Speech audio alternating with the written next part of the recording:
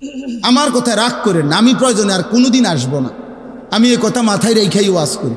বাকি আমার একদম স্পষ্ট কথা, 60 বছর 50 বছর এরকম বয়স্ক যেই সমস্ত লোক এখনো বিড়ি সিগারেট খায়, এ কথাই স্পষ্ট, এই লোক নির্লজ্জ, এই লোকের কোনো লজ্জা শরম নাই, একদম শরম নাই, শরম নাই, এটা তোমার কোনো শরম নাই। 60 বছর বয়সেও আপনার থেকে যদি এই সমাজের ছেলে পেলে নাতি নাতনি কিছুই শিখতে না পারে, আর কোন দিন শিখবো আপনার থেকে? 60 বছর বয়সে আপনার থেকে কি শিখবো? বিড়ি ঘরের থেকে শিখবে কি? কথা বলেন না কেন? চা দোকানে যে নর্তকীর নাচ দেখে, টেলিভিশনে নর্তকীর নাচ দেখে, এমন বুড়ামিয়ের থেকে বাকিরা কি শিখবে? বলেন, আপনি বলেন, বলো, একজন প্রতিবাদ করেন, আপনি এসে এখানে বলেন কি শিখতো আপনার থেকে? বিড়ি খানা? কি শিখতো? আপনাদের সন্তান আপনাদের কাছে আমানত।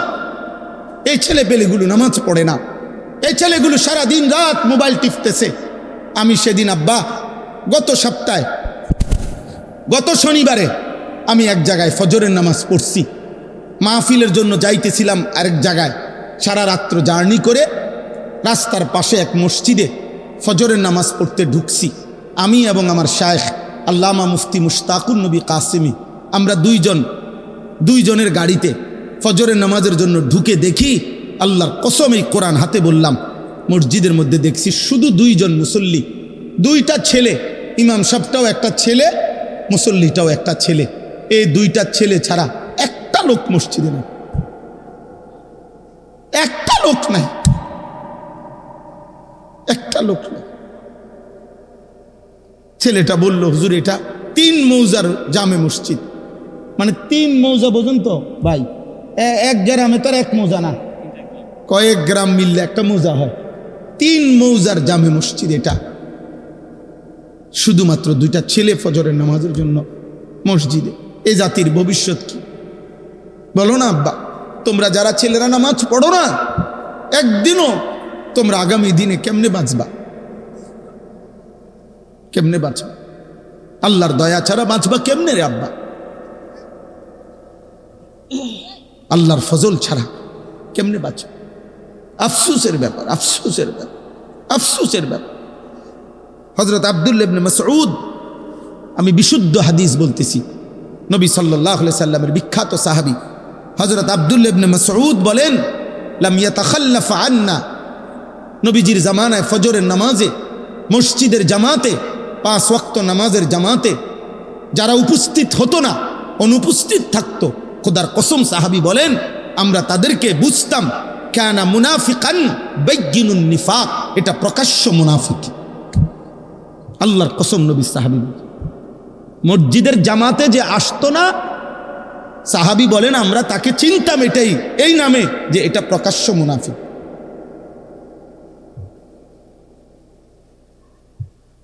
এজন্য যুবক, মাশাআল্লাহ এখানে লেখা আছে, সপ্তগ্রামের সকল যুবক বৃন্দ সার্বিক সহযোগিতা, নওজোয়ান তোমরা যারা এই মাহফিলের সাথে সম্পৃক্ত, তোমাদের অনেকের গলায় বেইস আছে, আমি তোমাদেরকে বলি, তোমরা যদি আমগরে ভালোবাসা থাকো, মহব্বত করে থাকো, এই মহব্বতের দাবি নিয়ে বলতেছি আব্বা, তোমরা একজন আরেকজনকে আগামীকালকে মিটিং করো, পরামর্শ করে বসো যে আমরা এক বন্ধু আরেক বন্ধুকে ফজরের নামাজের জন্য ডাকবো।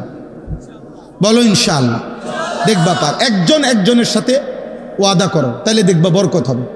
10 জন লইয়া পারতা না, তুমি শুধু একজনের লগে, দোস্ত কি কস, হুজুরের কথা মতো চল, ফজরের নামাজ পড়ি।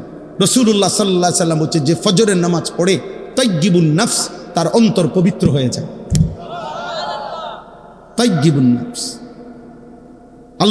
আল্লাহ নবী বলছে যে ফজরের নামাজ পড়ে না, আল্লাহর কসম নবী বলছে খাবিসুন নাফস, ওর অন্তর হলো খবিস, ওইটা খবিস, খবিস, এটা খবিস, খবিস। এটা ফজরের নামাজ যে পড়ে না, এটা খবিস, খবিস, খবিস এটা। আর আল্লাহর নবী বলছে খবিস পায়খানায় থাকে। খবিস থাকে কোথায়? পায়খানা। এই জন্য নবীজি বাথরুমে, পায়খানায় ঢুকতে এ খবিস থেকে পানাহ চাইতেন। বাথরুমে ঢুকার দোয়া কি? মানে কি কোন আমনে কোন খবিস না? তো বুঝা গেল নবীজি এটা কেন কইতেন? বাথরুমে ঢুকতে কেন বলতেন যে আল্লাহ খবিস থেকে পানাহা চাই, তাহলে বোঝা গেল বাথরুমের ভিতরে কে আছে? খবিস। রাসূলুল্লাহ সাল্লাল্লাহু আলাইহি সাল্লামের হাদিস। ফজরের নামাজ যে পড়ে না, আল্লাহ নবী বলছে শয়তান তার এই পিঠ মাথার পিছনে ঘাড়ের এখানে গিট্টু দিয়ে রাখে, শয়তান তাকে আর বলে আলাইকা লাইলুন তাওয়িলুন ফারকুদ, হে আল্লাহর বান্দা রাত অনেক লম্বা, লম্বা ঘুমা, নাফরমান ঘুমা। শয়তান তাকে আটকায় রাখে, আবদ্ধ করে রাখে। নাউজুবিল্লাহ। তো আমার কথাটা শেষ হয়েছে না। রাসূলুল্লাহ সাল্লাল্লাহু আলাইহি সাল্লাম এই সূরা হুদ যে কথাটা বলতেছিলাম, 5টি জাতির আযাবের বর্ণনা ওই সূরার মধ্যে আছে। কোন সূরা বলেন তো? সূরা হুদ, 11 নম্বর সূরা কোরআনে। তো ওই সবটা বর্ণনা করার পর, মানে আযাবের বিস্তারিত বর্ণনা দেওয়ার পর, গুনাহ, নাফরমানি, পাপ, সীমা লঙ্ঘনের কথা বর্ণনা করার পর আল্লাহ কোরআনে ওই সূরাতে একটা আয়াত নাজিল করছে, নবীজিকে বলছে ফাস্তাকিম কামা উমিরতা। অতএব বন্ধু, যাই বললাম আপনার কাছে আযাবের বর্ণনা, কথা শুনেন তো, আপনার উম্মত যে যাই করুক, উল্টা পাল্টা করুক আর বাও করুক, তবে আপনার ব্যাপারে আমার আল্লাহর স্পেশাল কথা, আপনাকে যত শরীয়তের যত আদেশ করা হয়েছে, আমি আল্লাহ বলছি প্রত্যেক আদেশ, প্রত্যেক হুকুম, প্রতিটা আদেশ নিষেধের ব্যাপারে আপনি পাহাড়ের মতো, পাথরের মতো ইস্তেকামত, মজবুত এবং দৃঢ় থাকবেন।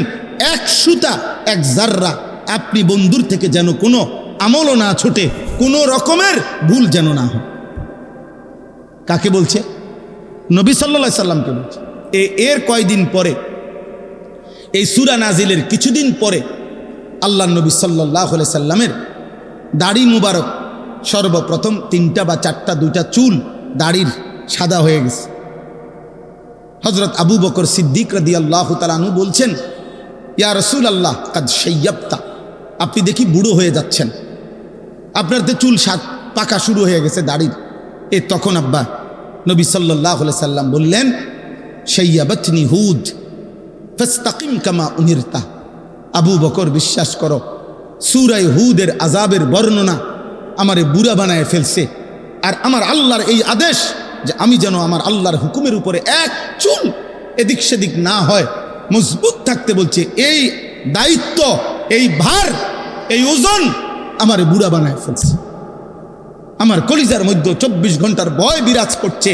আহা, এই আযাবের যেই বর্ণনা আল্লাহ দিছে, আমার উম্মত যদি আবার নাফরমানি করে, আমার উম্মতের কি জানি হবে। আর আল্লাহ যে আমারে বলছে, আমার দ্বারাও যেন এক জাররা পরিমাণ আমল না ছুটে, দায়িত্ব পালনের এই কঠিন অনুভূতি আমি তো চেষ্টা করছি, তবু আমার আল্লাহর কথা মনে পড়লে, আল্লাহর কথা মনে পড়লে আমার শরীরে কাঁপ দিয়া ওঠে। এজন্য আমার চুল পাকা শুরু হয়ে গেছে।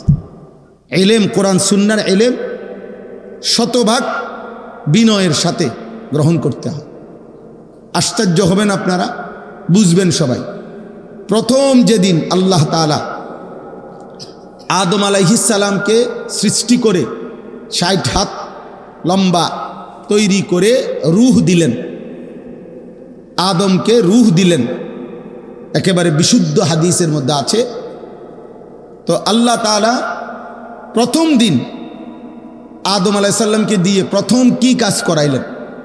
কি করাইলেন আদমকে দিয়ে? প্রথম কি করছে? হাদিসের মধ্যে আছে, একটু দূরে একদল ফেরেশতা বসা ছিল। তো এই সর্বপ্রথম রূহ দেওয়ার পর আল্লাহ তাআলা আদম আলাইহিস সালামকে বললেন, ইযহাব ফাসাল্লিম আলা উলাইকা নাফর ফাস্তামি' লিমা ইউহাইয়ুনাকা। তুমি এখান থেকে উঠো, হেঁটে পায়ে হাইটা ওইখানে যাও, ওই যে ফেরেশতারা বসা সেখানে গিয়ে যাও, গিয়ে তাদেরকে সালাম দাও। সালামের বাক্য আল্লাহ শিখাই দিছেন। তো এই সালাম দিবার পর তুমি শুনবা মনোযোগ দিয়া যে উনারা জবাবে কি বলে ফেরেশতারা। অতঃপর ফেরেশতারা যেটা বলবে, তোমার আর তাদের এই কথা সালাম, এটাই হবে কিয়ামত পর্যন্ত তুমি এবং তোমার আদম সন্তানদের পরস্পরের সাক্ষাতের প্রথম সম্বোধন। তো আদম আলাইহিস সালাম ওনাদের কাছে গেলেন, সেখানে গিয়ে সালাম দিলেন। ওনারা ওয়ালাইকুমুস সালাম ওয়া রাহমাতুল্লাহ এটা বললেন। আদম আলাইহিস সালাম শিখলেন যে সালামের পদ্ধতি, পরস্পরের সাক্ষাতে সম্বোধনে কি বলতে হবে প্রথম, এইটা শিখলেন। তো তাফসীরে আছে, কিতাবের মধ্যে আছে, মুহাদ্দিসিন উলামায়ে কেরাম বলেন যে এই প্রথম দিন আল্লাহ তাআলা আদমকে দিয়ে শিখায় দিলেন যে এই এলেম, এই যে এটা শিখা, যে সালাম শিখা, এটা একটা এলেম কিনা, কথা বলেন না? আল্লাহ তাআলা বুঝাইলেন যে প্রথম দিন আদম, এলেম এত বড় নিয়ামত যে এলেমের জন্য এই জাগার থেকে হবে না, তুমি ওইনে যাই হাঁটো, যাও ওইনে যাও, গিয়ে শিখে আসো, এটুকু কষ্ট সহ্য করে এরপরে এলেম শিখো। প্রথম দিন শিখাইছেন আল্লাহ তাআলা যে এলেমের জন্য কষ্ট করতে হয়। এলেম তোমার কাছে আসে না, তোমাকে এলেমের কাছে যাইতে হবে, তোমাকে যাইতে হবে এলেমের কাছে। অথচ সেজদার টাইম হয়েছে, আর ফেরেশতাদেরকে বলছে তোমরা আদমকে সেজদা করো, কিন্তু এলেমের টাইম হয়েছে আর আদমকে বলছে তুমি ফেরেশতাদের কাছে যাও। কথা বুঝেন নাই? তাহলে এলেম দাম, এলেম সব কিছুর চাইতে দাম, কোরআন সুন্নাহর ইলম। এই জন্য আব্বা, আমরা কিংবা মাদ্রাসার ছাত্র হোক আর আপনারা হোক, মসজিদের শ্রোতা হোক আর ওয়াজ মাহফিলের শ্রোতা হোক, 1 ঘন্টার জন্য হোক আর 12 বছরের জন্য হোক, আপনি আমি সবাই কোরআন সুন্নাহর ইলম, জ্ঞান অর্জনের জন্য কষ্ট স্বীকার করতে হবে, কষ্ট স্বীকার করতে হবে। এই জন্য আল্লাহ তাআলা এটা প্রথম দিন শিখাইছেন। হযরত মূসা আলাইহিস সালাম, হযরত খাজির, যাকে খিজির বলেন আপনারা, খাদির আলাইহিস সালাম মূল শব্দটা, উনার কাছে 3টা জিনিসের এলেম শিখার জন্য 3টি জিনিস শিখছে। লম্বা পথ উনার সাথে সফর করতে হয়েছে, দীর্ঘ পথ সফর করে 3টা জিনিস শিখছে। একটা আপনার নৌকা চলার পথে উনি ছিদ্র করে ফেলছে হযরত খাজির। মূসা আলাইহিস সালাম বোঝে নাই কেন ছিদ্র করল। চলার পথে একটা বাচ্চা ছেলেকে হত্যা করে ফেলছে। মূসা আলাইহিস সালাম বোঝে নাই ছেলেটাকে কেন হত্যা করল। আরও দূর যাওয়ার পরে একটা এলাকায় গিয়া ওই এলাকার একটা দেওয়াল কাত হয়ে গেছে, এই দেওয়ালটা খাজির আলাইহিস সালাম সোজা করে দিছে। মূসা আলাইহিস সালাম বোঝে নাই। 3টা জিনিস দেখছেন, একটাও তিনি বোঝেন নাই।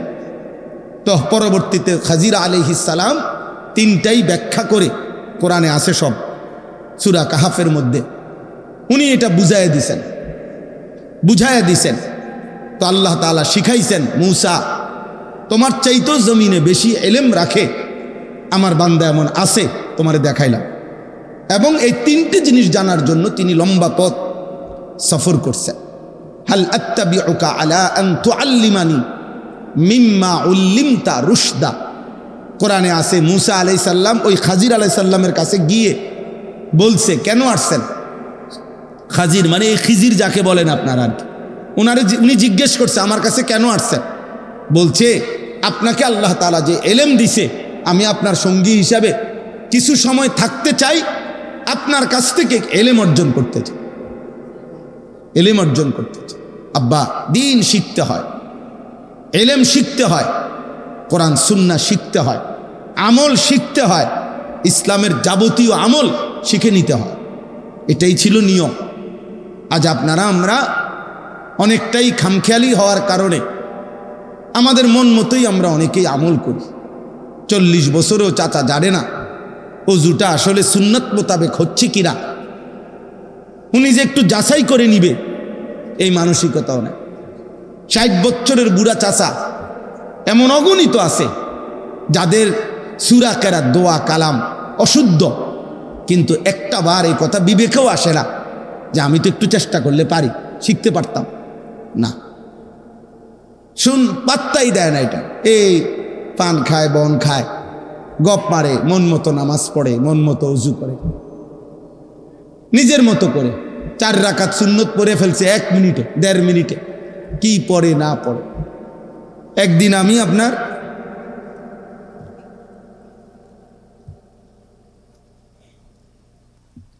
একজনকে দেখছি চেয়ারে বসে নামাজ পড়তেছে, তো একটু পরে দেখি হাতের এদ্দুর বাইর করে, আবার এদ্দুর হাত বাইর, আবার পরে আমি নামাজ শেষে গেলাম, চাচা এটা কী করলেন? এদ্দুর কি? ওই যে এদ্দুরটা হলো রুকু, আর এই বেশিটা হলো সে বলেন এটা নি রুকু। আপনার বাপ দাদা 14 গোষ্ঠী শুনছি নি এটা রুকু? পৃথিবীর কোনো আলেম বলবি নি এটা রুকু? এটা নি রুকু, হাতের এই কদ্দুর বাড়ালে নি রুকু। আমি বললাম তা আপনি এটা কোত্থেকে শিখলেন? এটা রুকু, এটা সেজদা, মাথা কই, আমনে কই? আশ্চর্য কথা। অনেকের তো হুজুর এরুমি দিন, এটা হইল কথা? এটা বুঝি দিন যে আমি নামাজ পড়তেছি, আমার আশেপাশে দেখেছি অনেকে এরুম করে, এটাই নামাজ? আশ্চর্য। আপনি বসে নামাজ পড়লে ইশারায়, তো ইশারা কি হাতেরই নি ইশারা না মাথার ইশারা? তাইলে খামখেয়ালি, জানারও মানসিকতা না, অসংখ্য মুসলমান। এজন্য বাপ এটা জরুরি বুঝা, দিন শিখতে হয়।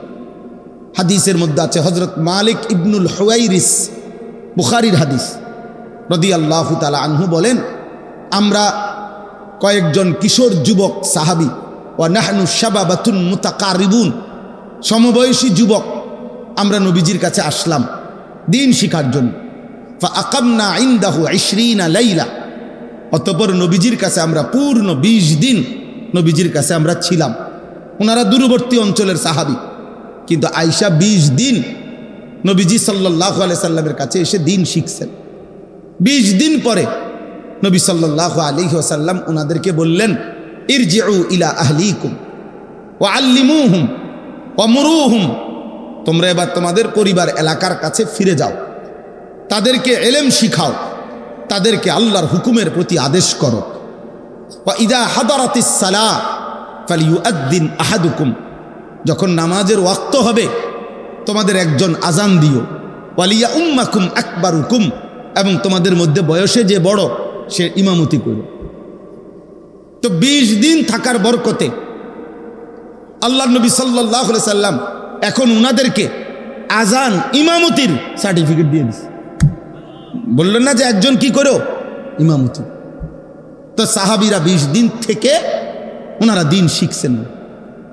হাদিসে স্পষ্ট আছে, এক সাহাবী আয়েশা নবী সাল্লাল্লাহু আলাইহি সাল্লামকে বলছেন, ইয়া রাসূলুল্লাহ, আমি নামাজ কিভাবে পড়ব আমাকে বলে দেন। আল্লাহ নবী সাল্লাল্লাহু আলাইহি সাল্লাম বললেন, সাল্লি মা'ানা ইয়াউমাইন, 2 দিন আমাদের সাথে থাইকা নামাজ পড়ো।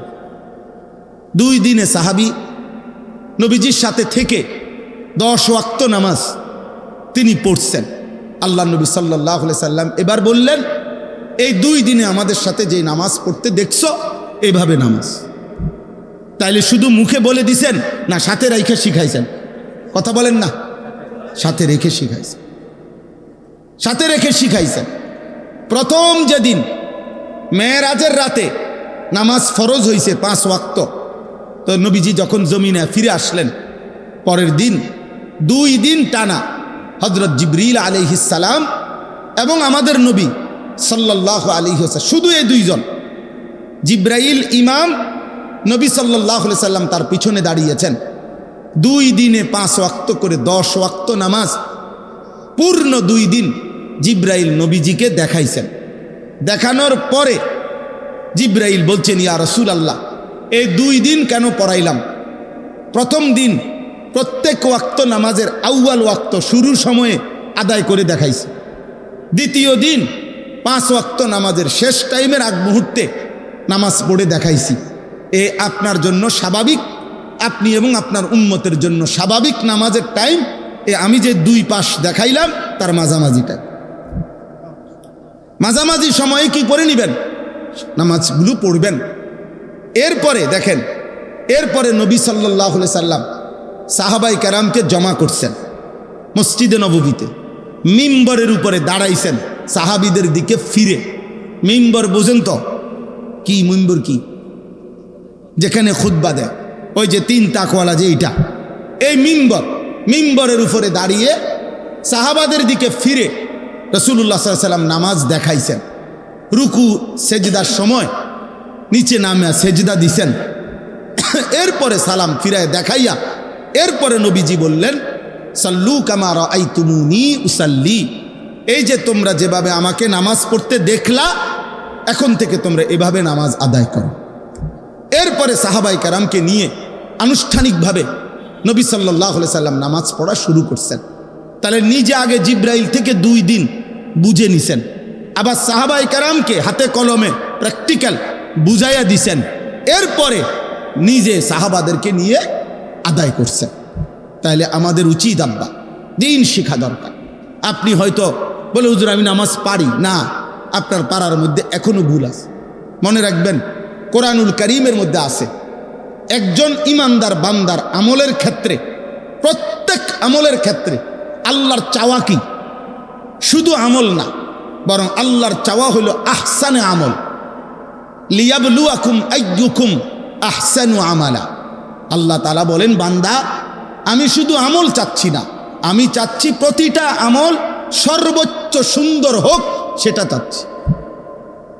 শুধু কি চাচ্ছি না বলেন না, শুধু আমল না, শুধু আমল না, কোনো রকম জোরাতালির নামাজ না, কোনো রকম জিকির না, কোনো রকম নামাজ না, কোনো রকম তেলাওয়াত না, কোনো রকম ইসলামে অনুমোদিত নয়। ইসলামে কোনো রকম বলতে কিছু নাই, আপাতত বলতে ইসলামে কোনো বিধান নাই, সব বিধানই পূর্ণাঙ্গ। সব বিধানই কি? পূর্ণাঙ্গ, পূর্ণাঙ্গ। আপাতত কোনো রকম বলতে কিছু নেই। তাইলে প্রত্যেক মুসলমান প্রতিনিয়ত আহসান, আরো সুন্দর করা, এই মানসিকতা থাকা, এটা আল্লাহ তাআলার পক্ষ থেকে আমাদের জন্য চাওয়া। তোমার নামাজ আরো সুন্দর করা দরকার, তোমার রুকু আরো সুন্দর করা দরকার, তোমার সেজদা আরো সুন্দর করা দরকার, তোমার জিকির আরো সুন্দর করা দরকার, তোমার তেলাওয়াত আরো সুন্দর করা দরকার, তোমার আল্লাহ তাআলার ইবাদত আরো সুন্দর করা দরকার। আহসান আহসান আহসান, আরো সুন্দর। গত 1-2 বছর আগে আমার খুলনার হজরত, বাংলাদেশের একজন বড় বুজুর্গ আরেফ বিল্লাহ হজরত মাওলানা মুফতি নুরুল আমিন সাহেব, অনেক বড় আল্লাহওয়ালা, করাচি হজরত কুতবে আলম হজরত মাওলানা শাহ হাকিম মোহাম্মদ আখতার রহমতুল্লাহ আলাইহের খলিফা হজরত, অনেক বড় আল্লাহওয়ালা। আজ থেকে 5-7 বছর আগে আমি আমার শায়েখ আল্লামা মুফতি মুশতাকুন নবী কাসিমি হুজুর সহ আমরা প্রায় 30-35 জন আলেম প্রায় 7-8 বছর আগে হজরতের কাছে গিয়া খুলনায় 3 দিন ছিলাম। হজরত জিজ্ঞেস করছেন কেন আসছি? আমাদের শায়েখ আল্লামা মুফতি মুশতাকুন নবী সাহেব বলছে, হজরত আমরা আপনার কাছে আসছি, থাকবো এখানে সুন্নত মোতাবেক অজু এবং নামাজ শেখার জন্য। 3 দিন থাইকা আমরা সুন্নত মোতাবেক অজু এবং নামাজ শিখছি হজরতের কাছে। যখন আমরা ওয়াজ করি, আমগরে তো চিনেন আপনারা সবাই, চিনা এক কথা, দিন আরেক কথা, আখেরাত আরেক কথা। আব্বা 1 কোটি মানুষ চিনার দ্বারা অথবা একজনও না চিনার দ্বারা খোদার কসম আখেরাতে আলাদা কোনো বিশেষত্ব নাই, হাসরের মাঠে আলাদা কোনো বিশেষত্ব নাই। পরিচিতি কিংবা সুখ্যাতি কিংবা অখ্যাত মানুষ, অপরিচিত মানুষ, এদের কিছু আসে যায় না। কোরআনুল কারীমের মধ্যে কোন নবীর নাম আছে, কোরআনে নবীর নাম আছে যতজন, নাই তার চাইতে বেশি লক্ষ গুণ। 1,24,000 যদি নবী এবং রাসূল হয়, কোরআনে নবীর নাম আছে মাত্র 25 জন। 25 জন। যদি 1.5 থেকে 2.5 লাখ সাহাবী হয়, কোরআনে সাহাবীর নাম আছে 1 জন। কয়জন জানেন এটা? কোরআনুল কারীমে সাহাবীদের মধ্যে নাম আছে শুধু 1 জনের নাম, 1 জন সাহাবীর নাম যায়েদ, এই নামটাই শুধু আছে, আর কারো নাম নাই, আর কারো নাম নাই। তাহলে এই পৃথিবীতে দুনিয়াবি পরিচিতি কিচ্ছু আসে যায় না। এরপরে গত 2 বছর আগে আবার একদিন রাত 2টা বাজে এই খুলনার হজরতকে আমি নিজে বললাম ঘুমের আগে, হজরত আমি আমার নামাজটা আমি একটু একা দেখাই, হয় কি না? হজরত পুরা নামাজ দেখে বললেন, মৌলানা রুকুর সময় আপনার এই ডান হাত একটু এদিকে বাঁকা হয় বেশি, এটা সোজা করতে হবে, মানে এইভাবে হাত থাকতে হবে। আমি বললাম হজরত আপনি ধরে ঠিক করে দেন। 5-6 বার ধরে ঠিক করে দিছে। আলহামদুলিল্লাহ এখনো পর্যন্ত প্রত্যেক দিন প্রতি ওয়াক্ত এগুলো নামান, এইগুলো নামান, ওগুলো নামাই লাগবে নামা খালাস। তো প্রত্যেক ওয়াক্ত নামাজের সময় আমার এটা মনে পড়ে যে হজরত আমাকে বলছেন এই হাত কি রাখতে, সোজা রাখ। অধিকাংশ বেলা আমার এটা মনে। তাহলে নামাজ সুন্দর হওয়া, আরো সুন্দর হওয়া আমারও দরকার, আপনাদেরও দরকার, আপনাদেরও দরকার, আমাদের সকলের দরকার। আব্বা আমরা বড় খামখেয়ালি মানুষ, যে এই সমস্ত গাফেল ইবাদত করে না, যেগুলো নামাজ পড়ে না, ওই ফালতুদের তো কোনো আলাফে নাই, ওইগুলা তো কোনো হিসাবের মধ্যেই নাই। কিন্তু যারা নামাজ পড়েন তাদের মধ্যেও গাফলতি অনেক। রাসূলুল্লাহ সাল্লাল্লাহু আলাইহি সাল্লামের স্পষ্ট হাদিস শুনেন, আবু দাউদ শরীফের হাদিস। নবীজি বলছেন তিলকা সালাতুল মুনাফিক, ওই নামাজ মুনাফিকের নামাজ।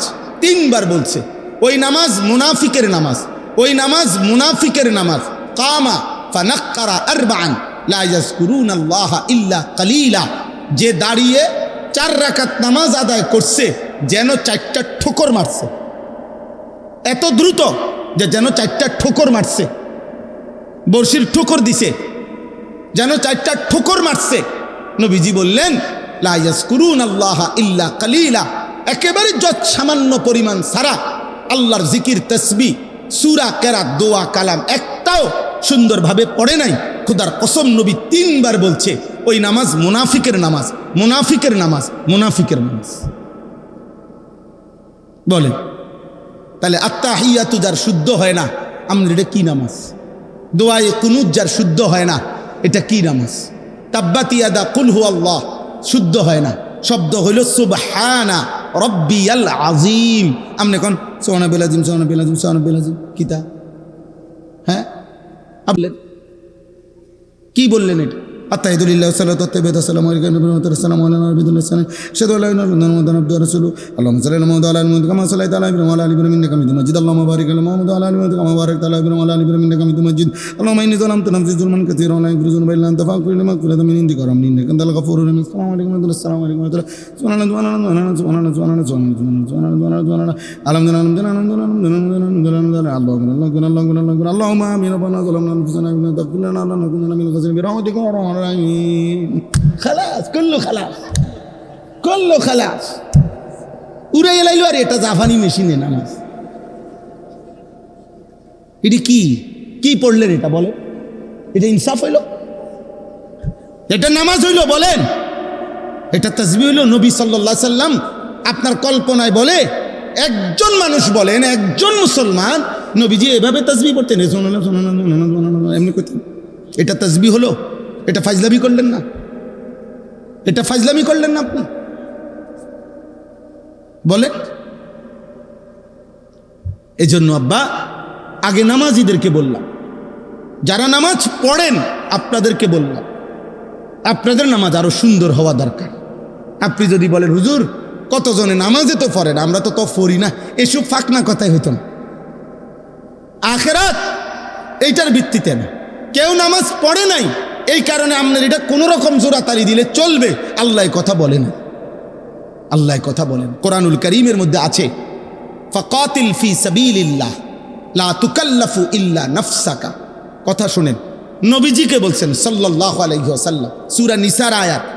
কোরআনে আল্লাহ আমাদের নবীকে বলছেন, হে বন্ধু, যুদ্ধের ময়দানে আপনার সাথে যদি একজন সাহাবীও, আপনার অনুসারী একজনও যদি না থাকে, তবু আপনি একাই আল্লাহর পথে যুদ্ধ করেন।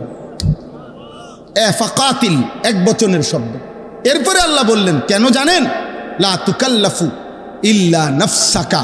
এই পৃথিবীর কারো ব্যাপারে যদি আপনি জবাবদিহি করতে নাও হয়, কিন্তু আপনি কিন্তু আপনার নিজের ব্যাপারে শরীয়তের বিধানের আদিষ্ঠ মুকাল্লাফ, আপনার উপরে কিন্তু শরীয়তের বিধান। অতএব একটি বিধানেও আপনি যাররা পরিমাণ ছাড় দিলে আমি আল্লাহর জিজ্ঞাসার থেকে আপনিও কিন্তু বাঁচবেন না, আপনিও বাঁচবেন না। খামখেয়ালি করলে হতো না। খামখেয়ালি করলে হইতো না। কোরআনুল কারীমের মধ্যে আছে সূরা হুদ 12 নম্বর 11 নম্বর পারায় 11 নম্বর সূরা কোরআনের সূরা হুদ। এই সূরা একটা আয়াত আছে, নবী সাল্লাল্লাহু আলাইহি সাল্লাম এই সূরার মধ্যে কোরআনে সূরা হুদে সবচেয়ে বেশি নাফরমান জাতির আযাবের ঘটনা এই সূরাতে, মানে কোরআনুল কারীমে সবচেয়ে বেশি আযাবের বর্ণনা আছে ওই সূরায়, সূরা হুদ।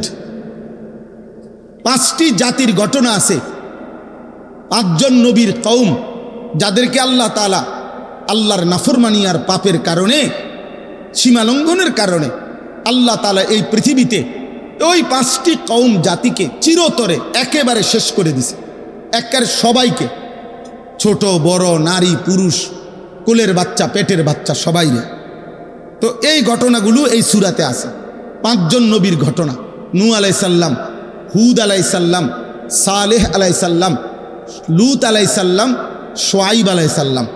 এই 5 জন নবী, এই 5 জন নবীর কওমের আযাবের বর্ণনা বিস্তারিত আল্লাহ তাআলা এই সূরা হুদের মধ্যে আছে। বলছেন ভয়ানক আযাব। কাউকে আল্লাহ তাআলা আকাশ থেকে ঘূর্ণিঝড় দিয়ে ধ্বংস করে দিছে, কাউকে কওমে নূহকে পানি দিয়ে ধ্বংস করে দিছে, কাউকে ফেরেশতার বিকট চিৎকার দিয়ে ধ্বংস করে দিছে, কাউকে সাতবক জমিনের নিচের মাটি উল্টাইয়া আছাড় দিয়া শেষ করে দিছে, কাউকে ফেরেশতার বিকট চিৎকার দিয়ে, ফেরেশতা এসে একটা চিৎকার দিছে, মানুষগুলো সব কান ফাইটা মরে গেছে। সব এই আযাবের বর্ণনা। আর প্রত্যেকটা আযাবের কারণ হলো পাপ, গুনাহ, আল্লাহর নাফরমানি। তন্মধ্যে 3টা গুনাহ বড়। পূর্ববর্তী অধিকাংশ জাতি ব্যক্তি মনে রাখবেন, নওজোয়ান ছেলে আব্বা তোমাদেরকে বলি, এই পৃথিবীতে যত জালেম, যত পাপী, যত নাফরমান আল্লাহর আযাবে ধ্বংস হইছে ব্যক্তি কিংবা গোষ্ঠী, তাদের মূল অপরাধ ছিল 3টা। কয়টা? 1 শিরিক। 1 হলো কি? শিরিক। শিরিকের কারণে আল্লাহ অসংখ্য জাতিকে ধ্বংস করে দিছে। এজন্য শিরিক বড়ই মারাত্মক, বড়ই মারাত্মক, বড়ই মারাত্মক, বড়ই মারাত্মক। 2 নাম্বার উপার্জনের হারাম। হারাম রোজগার করে যে, মনে রাখবেন আব্বা লিখিত কথা, এই কোরআনের ফয়সালা এটা, একবার না বারবার আল্লাহ বলছেন, উপার্জন যার হারাম সে অথবা তার বংশধর, তার প্রজন্ম একটা পর্যায়ে আইসা ধ্বংস হবেই হবে। সুদখোরের বংশ, তোমার বংশ শেষ হয়ে যাবে, তুমি মনে রাখো। ঘুষখোর, তুমি মনে রাখো, 70 বছর পরে হোক, 100 বছর পরে হোক, নাফরমান, তোর বংশ শেষ হয়ে যাবে। হ্যাঁ, কিস্তিখোর, তোমার বংশ টিকবে না। আমার নাম আনিসুর রহমান, মনে রাখো, আমি কোরআন থেকে হাদিস থেকে বলে গেলাম। হারামখোরের, হারাম উপার্জনকারীর পরবর্তী প্রজন্ম একটা পর্যায়ে আইসা 70 বছর পরে হোক, আর 90 বছর পরে হোক, 100 বছর পরে হোক, থাকে না। এটা পরীক্ষিত কোরআনের ফয়সালা। ইয়ামহাকুল্লাহুর রিবা ওয়া ইউরবিস সাদাকাত। সূরা বাকারাতে কোরআনে আল্লাহ স্পষ্ট বলছে, আমি আল্লাহর ওয়াদা, সুদ আমি আল্লাহ সুদ, হারাম উপার্জন আমি নিশ্চিহ্ন করে দেব। ইয়ামহাকু শব্দের অর্থ হচ্ছে নিশ্চিহ্ন করে। আল্লাহর ওয়াদা, আল্লাহর ওয়াদা। একদিন আর বাত্তি, আমি একবার এক জায়গায় দেখছি, বলছে হুজুর আজ থেকে 50 বছর আগে তারা 10 গ্রামের জমিদার ছিল। এই সেই বাড়ি হুজুর, আপনি এখন দেখেন, আমি নিজে বাড়ি ঘুরে দেখছি, একটা ঘর নাই, অনেকগুলো গাছ আছে চারিদিকে, কতগুলো কুত্তা আছে গাছের তলায় বসে রয়েছে। এই কতগুলো কুত্তা ছাড়া একটা মানুষের অস্তিত্ব, যারা জুলুম করতো মানুষের। হারাম উপার্জনকারী, এই 2 নাম্বার। 3 নাম্বার হলো লজ্জাস্থানের গুনাহ, জিনা, ব্যভিচার, পুরুষে পুরুষে অপকর্ম, নিজের হাত দ্বারা নিজের লজ্জাস্থানের নাপাক অপকর্ম, অশ্লীল ছবি, বেহায়াপনা, অসভ্যতা। এই জিনা লজ্জাস্থানের অপবিত্র, শাহওয়াতের গুনাহ, হারাম চাহিদা, যৌন চাহিদা। এই লক্ষ লক্ষ যুবক আজকে এই উচ্ছৃঙ্খল, এই চুল চেহারা লেবাস পোশাক, আল্লাহ নাই, নামাজ নাই, সেজদা নাই, হালাল হারামের কোনো ধার ধারে না।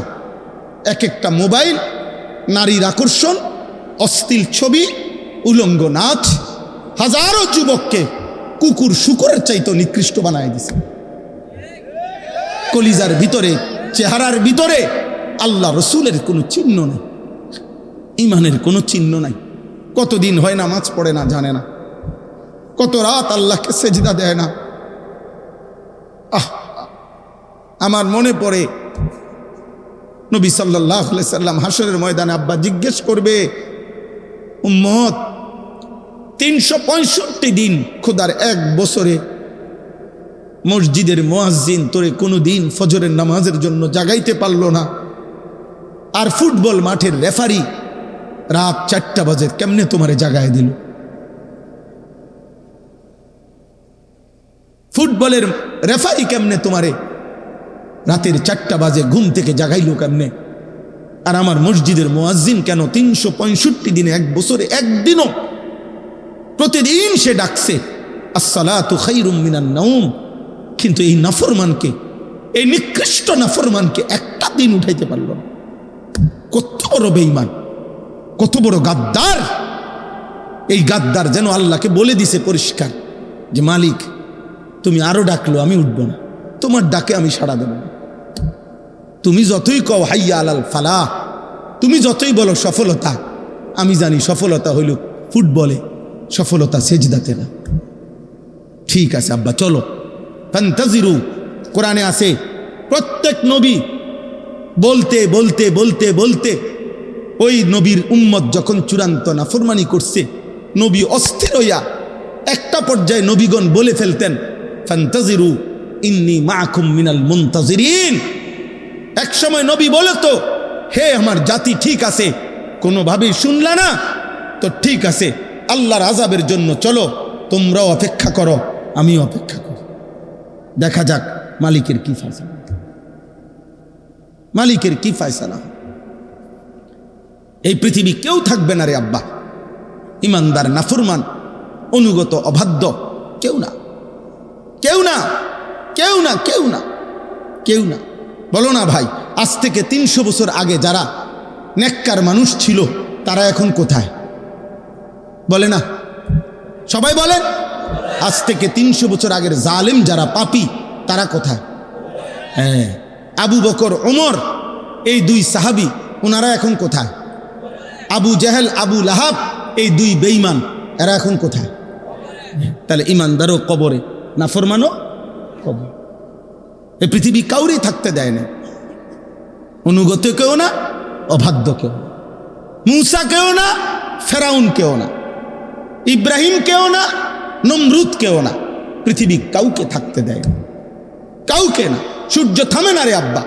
আব্দুল কাদের জিলানী রাহমাতুল্লাহ আলাইহি সাইয়্যিদুল আউলিয়ার যেদিন মৃত্যু হয়েছে সেদিনও সূর্য চলছে, ফেরাউন নমরুদের যেদিন মৃত্যু হয়েছে সেদিনও সূর্য চলছে, পৃথিবী থামে না। পৃথিবী কি সময়ের গতি থামে না রে আব্বা। তুমি থাইমা যাইবা, তুমি কবরে পৌঁছা যাইবা। এই অহংকার, এই বড়াই, এই শরীর স্বাস্থ্যের যৌবনের বাহাদুরি, মা বাবার বেপরাই। মাওলানা বলল পিতা মাতার অবাধ্যতার ব্যাপারে অনেক সুন্দর কথা বলছে মাওলানা, মাশাআল্লাহ, আমি কিছুটা শুনছি, অনেক চমৎকার বয়ান করছে। আল্লাহ তাআলা জবানে বরকত দান করেন। তো এজন্য বললাম এটা জরুরি।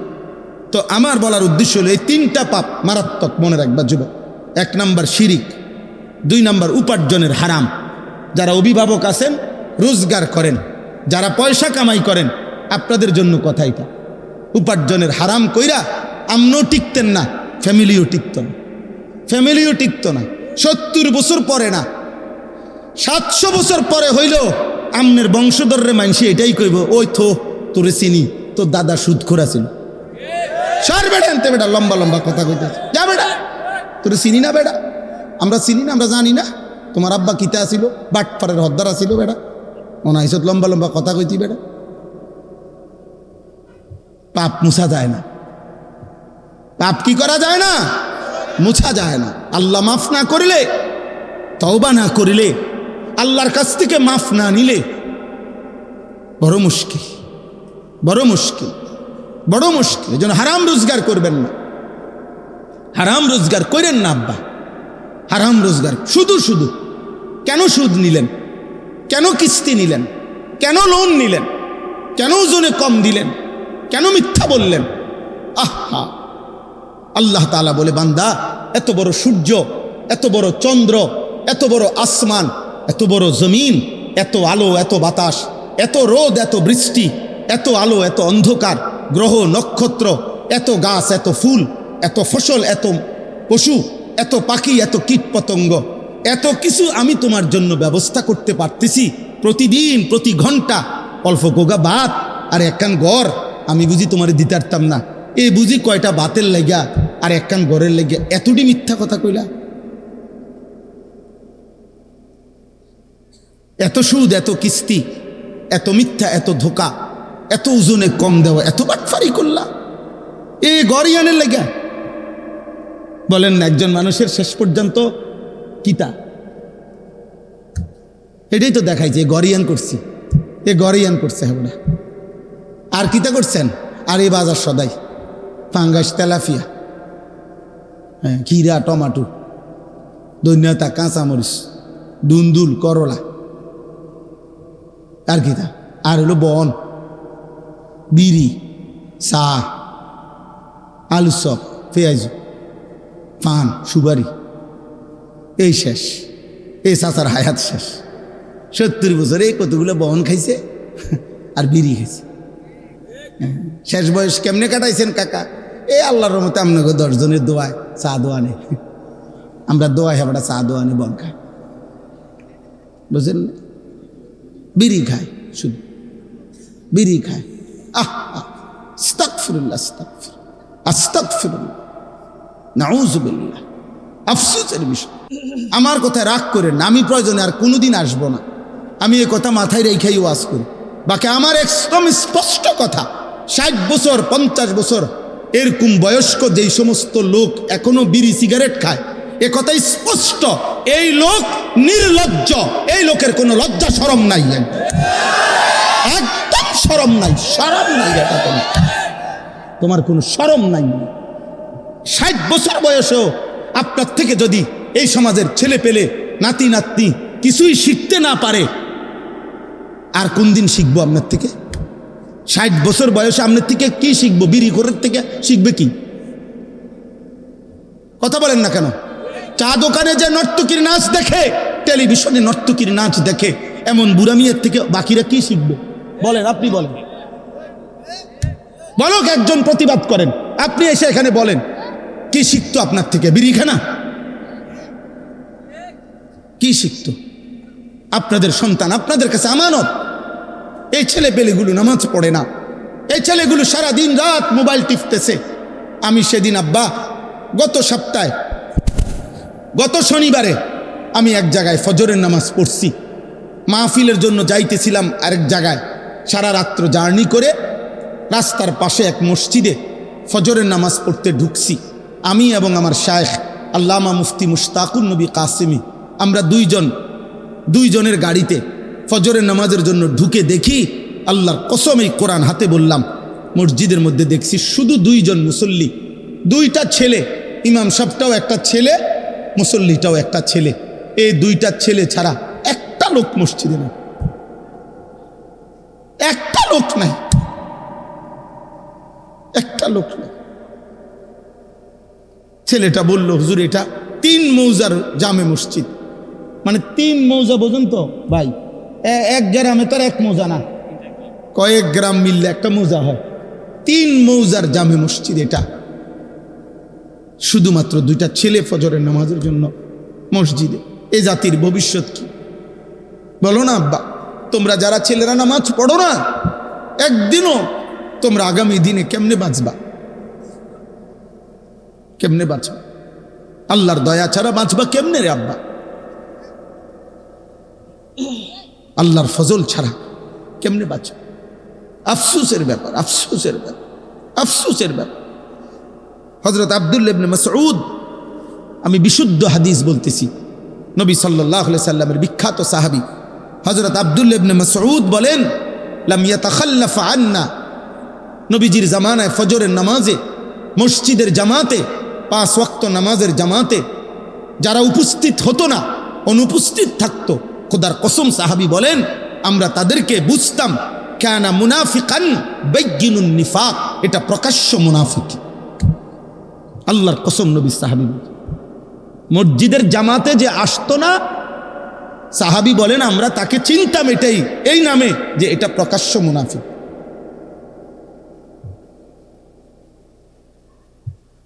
এজন্য যুবক মাশাআল্লাহ এখানে লেখা আছে সপ্তগ্রামের সকল যুবক বৃন্দ সার্বিক সহযোগিতা, নওজোয়ান তোমরা যারা এই মাহফিলের সাথে সম্পৃক্ত, তোমাদের অনেকের গলায় বেইস আছে, আমি তোমাদেরকে বলি তোমরা যদি আমগরে ভালোবাসা থাকো, মহব্বত করে থাকো, এই মহব্বতের দাবি নিয়ে বলতেছি আব্বা, তোমরা একজন আরেকজনকে আগামীকালকে মিটিং করো, পরামর্শ করে বসো যে আমরা এক বন্ধু আরেক বন্ধুকে ফজরের নামাজের জন্য ডাকব।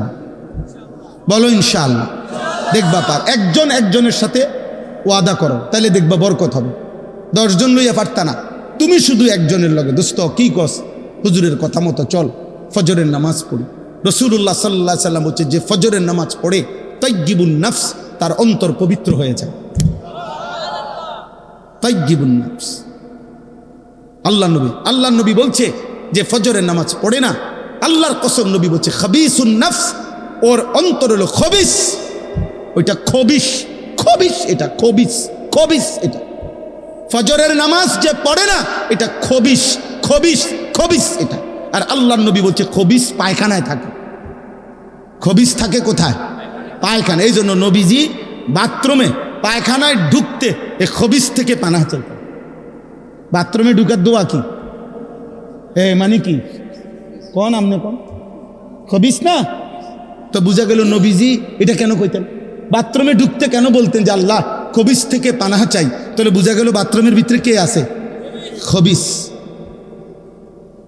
রাসূলুল্লাহ সাল্লাল্লাহু আলাইহি সাল্লামের হাদিস, ফজরের নামাজ যে পড়ে না, আল্লাহর নবী বলছে শয়তান তার এই মাথার পিছনে ঘাড়ের এখানে গিট্টু দিয়ে রাখে, শয়তান তাকে আর বলে আলাইকা লাইলুন তাওয়িলুন ফারকুদ, হে আল্লাহর বান্দা রাত অনেক লম্বা, ঘুমা, নাফরমান ঘুমা। শয়তান তাকে আটকায় রাখে, আবদ্ধ করে রাখে। নাউজুবিল্লাহ। তো আমার কথাটা শেষ হয়েছে না। রাসূলুল্লাহ সাল্লাল্লাহু আলাইহি সাল্লাম এই সূরা হুদ যে কথাটা বলতেছিলাম, 5টি জাতির আযাবের বর্ণনা ওই সূরার মধ্যে আছে। কোন সূরা বলেন তো? সূরা হুদ, 11 নম্বর সূরা কোরআনে। তো ওই সবটা বর্ণনা করার পর, মানে আযাবের বিস্তারিত বর্ণনা দেওয়ার পর, গুনাহ, নাফরমানি, পাপ, সীমা লঙ্ঘনের কথা বর্ণনা করার পর আল্লাহ কোরআনে ওই সূরাতে একটা আয়াত নাজিল করছে, নবীজিকে বলছে ফাস্তাকিম কামা উমিরতা।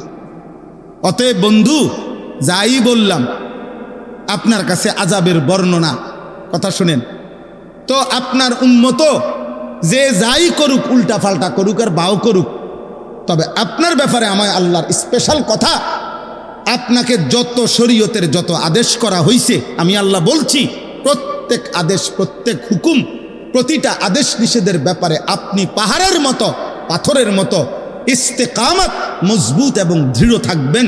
1 সুতা 1 জাররা আপনি বন্ধুর থেকে যেন কোনো আমলও না ছোটে, কোনো রকমের ভুল যেন না হয়। কাকে বলছে? নবী সাল্লাল্লাহু আলাইহি সাল্লামকে বলছে। এর কয়দিন পরে, এই সূরা নাজিলের কিছুদিন পরে, আল্লাহ নবী সাল্লাল্লাহু আলাইহি সাল্লামের দাড়ি মুবারক সর্বপ্রথম 3টা বা 4টা, 2টা চুল দাড়ির সাদা হয়ে গেছে। হযরত আবু বকর সিদ্দিক রাদিয়াল্লাহু তাআলা আনহু বলছেন, ইয়া রাসূলুল্লাহ কাদ শাইয়াবতা, আপনি দেখি বুড়ো হয়ে যাচ্ছেন, আপনার তো চুল পাকা শুরু হয়ে গেছে দাড়ির। তখন আব্বা নবী সাল্লাল্লাহু আলাইহি সাল্লাম বললেন, শাইয়াবাতনি হুদ ফাস্তাকিম কামা উমিরতা। আবু বকর, বিশ্বাস করো, সূরা হুদের আযাবের বর্ণনা আমারে বুড়া বানায় ফেলছে। আর আমার আল্লাহর এই আদেশ যে আমি যেন আমার আল্লাহর হুকুমের উপরে 1 চুল এদিক সেদিক না হয়, মজবুত থাকতে বলছে, এই দায়িত্ব, এই ভার, এই ওজন আমারে বুড়া বানায় ফেলছে। আমার কলিজার মধ্যে 24 ঘন্টার ভয় বিরাজ করছে। আহা, এই আযাবের যেই বর্ণনা আল্লাহ দিছে, আমার উম্মত যদি আবার নাফরমানি করে আমার উম্মতের কি জানি হবে। আর আল্লাহ যে আমারে বলছে আমার দ্বারাও যেন এক জাররা পরিমাণ আমল না ছুটে, দায়িত্ব পালনের এই কঠিন অনুভূতি আমি তো চেষ্টা করছি, তবু আমার আল্লাহর কথা মনে পড়লে আমার শরীরে কাঁপ দিয়া ওঠে, এজন্য আমার চুল পাকা শুরু হয়ে গেছে। তাহলে বলেন আব্বা, আপনাদের কাছে আমি যে আয়াতের একটু অংশ পড়ছি, আমার কথা আমি শেষ করে দিচ্ছি। আজকে একটি গুরুত্বপূর্ণ দিন গেছে, 10ই মুহররম, আশুরা, 1448 হিজরি, অত্যন্ত গুরুত্বপূর্ণ একটি মুবারকপূর্ণ মাস, মুহররম মাস। এই মুহররম মাসে আশুরার এই পবিত্র সময়ে আমল তো ছিল এই যে রাসূলুল্লাহ সাল্লাল্লাহু আলাইহি সাল্লাম রোজা রাখতেন, সাহাবায়ে কেরামকে রোজা রাখাইতেন। ইন্তেকালের পূর্বের বছর বলছেন আগামী বছর থেকে আমি 2টি রোজা রাখব, 9-10।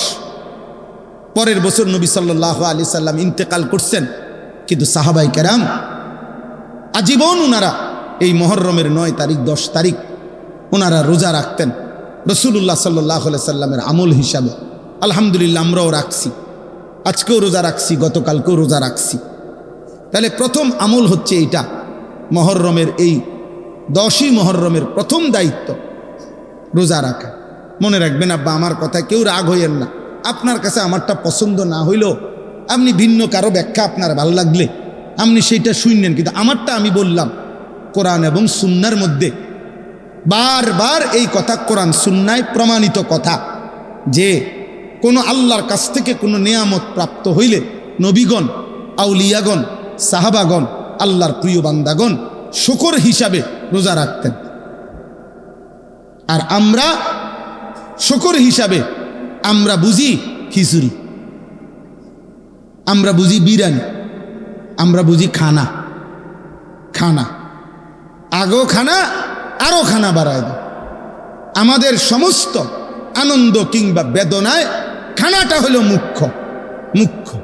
আনন্দের মুহূর্তেও আনন্দের অভিব্যক্তি খানা, বেদনার মুহূর্তেও বাপ মরুক, মা মরুক, বউ মরুক, ফুত মরুক না, দুঃখ ভারাক্রান্ত মানুষ, কিন্তু দায়িত্ব হইল খানা।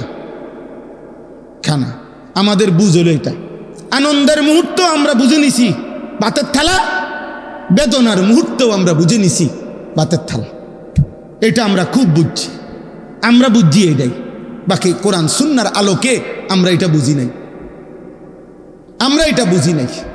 আপনারা আপনাদের যেমনি বুঝছেন, আপনাদের বুঝে আপনারা আরেকবার ভাইবেন আমার কথাটা। আমি এই কথাটাই বললাম, এই কথাটাই আপনাদেরকে বললাম। আরেকবার জিজ্ঞাসা করেন যে রাসূলুল্লাহ সাল্লাল্লাহু আলাইহি সাল্লাম কারো মৃত্যুতে, নবী সাল্লাল্লাহু আলাইহি সাল্লাম বাবা মা স্বজনের মৃত্যুতে নবীজি কি করতে বলছেন। আবার শুনতে চেষ্টা করেন। কৃতজ্ঞতা স্বরূপ আল্লাহ নবী জিজ্ঞেস করছে মদিনার ইহুদিদেরকে, তোমরা কেন রোজা রাখো মুহররমের 10 তারিখ? সব হুজুররা মসজিদে এটা বয়ান করছে কিনা বলেন? প্রত্যেক হুজুররাই বলছে, সব মসজিদে এটা বয়ান হয়েছে। হযরত মুসা আলাইহিস সালাম ফেরাউনের কবল থেকে এই মুহররমের 10 তারিখ ওনার সঙ্গী সাথী নিয়ে নদী পার হয়ে আল্লাহ ওনাকে রক্ষা করছেন। ফেরাউনের পুরা বাহিনী ডুবে গেছে। তাইলে এই শুকর হিসাবে মুসা আলাইহিস সালাম আল্লাহর হুকুমে প্রতি বছর 10ই মুহররম রোজা রাখতেন। আল্লাহ নবী বললেন, তাহলে এই রোজা আমরাও রাখবো। পরবর্তীতে সাহাবায়ে কেরামকে নিয়ে নবীজিও এই রোজা রাখতেন। তাইলে শুকর হিসাবে, কৃতজ্ঞতা হিসাবে নবীগণ তাদের অনুসারীদেরকে নিয়ে কি রাখছেন? কথা বলেন না, বলেন। আপনি মানতে হবে জরুরি না, আমারটা আমি বললাম, আপনার কাছে রেফারেন্স বলুন। রাসূলুল্লাহ সাল্লাল্লাহু আলাইহি সাল্লাম এ কথা সমস্ত আলেম স্বীকার করবে কোনো সন্দেহ ছাড়া। নবী সাল্লাল্লাহু আলাইহি সাল্লাম সোমবার দিন প্রত্যেক সপ্তাহ নবীজি সোমবারে রোজা রাখতেন। নবী সাল্লাল্লাহু আলাইহি সাল্লাম রোজা রাখতেন, এটা সব হাদিসের আছে। আল্লাহ নবীকে জিজ্ঞেস করছে, ইয়া রাসূলুল্লাহ, আপনি সোমবারে রোজা রাখেন কেন? নবী সাল্লাল্লাহু আলাইহি সাল্লাম বলেন, ফিহি বুলিতু, এই দিনে আমি জন্মগ্রহণ করেছি। আমার জন্মের খুশিতে আমার জন্মের আনন্দে শুকর হিসাবে আমি প্রত্যেক সোমবারে রোজা রাখি। তাহলে আপনাদেরকে এটাও যদি ভুল বলে থাকি তো আপনি ফেলে দিয়েন, কোনো অসুবিধা নাই, আপনি বাদ দিয়ে দিয়েন। কিন্তু ইনসাফ যদি বলে থাকি, যদি হাদিস বলে থাকি, সত্য বলে থাকি, আরেকবার ভাইবেন। তাইলে আনন্দ কিংবা বেদনা, যদি 10ই মুহররম মুসা আলাইহিস সালাম ফেরাউনের বাহিনী থেকে উদ্ধার হইছেন, এটার যদি কৃতজ্ঞতা হয় তাইলেও তিনি রোজা রাখছেন। আর যদি ইমামে হুসাইন রাদিয়াল্লাহু তাআলা আনহুর কারবালার এই হৃদয় বিদারক কলিজা ছেঁড়া আহলে বাইতের শাহাদাত আর খুনের কথা যদি স্মরণ হয়, তাইলেও তো বিরানি আর ভাতের থালা হাতে উঠবার কথা না। বলেন মিয়া, ইনসাফ কি বলে? মিয়া ইনসাফ কি বলে? ইনসাফ কি বলে বলো না, ইনসাফ কি বলে? আমি করছেন আপনারা, আমার মানা নাই, কিন্তু আমার ওই জাকির বলছে, আগে শুনাইছে, আমি এরপরও কিছু বলি নাই, হজম করছি। কিন্তু আপনারা বলেন, আপনারা এই জরি লাগাইছেন কেন? বলেন। আপনারা কল্পনা করেন, ছেলেরা তোমরা কল্পনা করো, ধরে নাও আজকে 10ই মুহররম, মনে করো এই মসজিদের সামনে ইমামে হুসাইনের পবিত্র লাশ এখানে না রাখছে, মনে করো আহলে বাইতের 71 জন আহলে বাইতের পবিত্র সদস্যের খুন ঝরা লাশ কারবালার মাঠ থেকে মনে করে এখানে না রাখছে, তো তোমার দায়িত্ব কি? এই ফুল লাগানো? বলেন না ভাই, আপনার ইনসাফ কি বলে? বলেন, তর্ক ছাড়া কম। রাগ হইেন না আপনারা, আমি শুধু বুঝাইলাম আনন্দ কিংবা বেদনায় উল্লাস কেমনে হয়, আনন্দ কিংবা বেদনায় খানা কেমনে মুখে আসবে, শুকর হিসাবে তো নবী সাল্লাল্লাহু আলাইহি সাল্লাম শিখাইছেন রোজা। আমরা একজন একজন করে লিখি, হিসাব করি। এখন হাত তোলার দরকার না, আমি হিসাব নিচ্ছেন, মুখে বলতেছি আর কি, যে কয়জনের মনে ছিল রোজা রাখার কথা। অথচ কসম আল্লাহর, হাদিসে স্পষ্ট আছে, একজন মহিলা সাহাবী রুবাই বিনতে মুআওয়িজ রাদিয়াল্লাহু তাআলা আনহা, তিনি বলেন নবীজির জামানায় মুহররমের এই 10 তারিখের রোজা আমরা মহিলারাও রাখতাম, পুরুষরাও রাখতাম, নবীজিও রাখতেন। ওয়া নুসাউযিমু সিবিয়ানানা, আমরা আমাদের বাচ্চাদেরকেও এই রোজাটি রাখাইতাম, আমাদের বাচ্চারাও এই রোজা রাখত, বাচ্চাদেরকেও আমরা রোজা রাখাইতাম। তাহলে সাহাবায়ে কেরাম তাদের বাচ্চাদেরকেও নবীজির আনুগত্য শিখাইছেন, অনুসরণ শিখাইছেন। এই আমার এক দূরে কথা, আমি বিশ্বাস করেন আমি ঠেলাঠেলি বুঝি না, আমি ধাক্কাধাক্কি করতে চাই না। এ বলতে বলতে আল্লাহর দয়ায় ওয়াজের বয়স 22 বছর হয়ে গেছে, 22 বছর। আর কত, আর কত? এইখানে এই এলাকাগুলোতে আমি এই মসজিদে তারাবি, খতমে তারাবি পড়ছি। হ্যাঁ, এই মসজিদে, ওই যে আমি যে চবেপুরে তাফসির করতে ছিলাম, চবেপুর দাখিল মাদ্রাসার যে মসজিদে, তো 2 দিন না 3 দিন ছিলাম। আরও আগের কথা, তো খতমে তারাবি হয় না ওইখানে কোনো মসজিদে। তখন শুনছি একমাত্র এখানেই তো মনে হয় এই মসজিদে খতমে তারাবি হয়েছে। আমি ওইখান থেকে খতমে তারাবি পড়ে আবার ওইখানে গেছি, রাত্রি গিয়ে ওখানে ছিলাম। জাকির, এই হাফেজ জাকির আমার খুব পরিচিত, ওর কারণেই দাওয়াত নিছি। অতএব আব্বা, আপনাদের আমি মৌলানা সাহেবকে চিনি, ওই জাহাঙ্গীর ভাইকে চিনি, এই চবেপুর এই অঞ্চল এলাকায় শতবার আসছি আব্বা, আশেপাশের সব এলাকায়। তাহলে অতএব আমার বলার উদ্দেশ্য হলো, একজন মুমিন আনন্দের প্রকাশও করবে নবীজি সাল্লাল্লাহু আলাইহি সাল্লাম সাহাবায়ে কেরামের আমল হিসাবে, বেদনা সেটাও প্রকাশ করবে নবী এবং সাহাবীদের তরিকায়।